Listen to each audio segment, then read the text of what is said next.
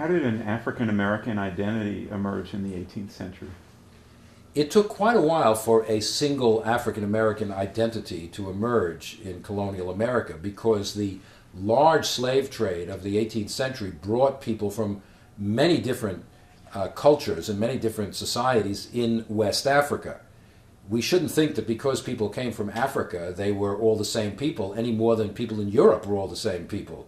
People from Germany, France, England, Scotland were often fighting with each other, and that's the same thing in Africa. They had their own different societies and languages and religious practices. So you might say an early version of what we later would call the melting pot takes place in America among Africans, where people from various kinds of backgrounds who would never have encountered each other except for the experience of slavery are thrown together. After a generation or two, the African traditions fade a bit. They still remember Africa, but the African languages fade, and a more coherent African American identity begins to develop. This is particularly prominent where the population begins reproducing itself.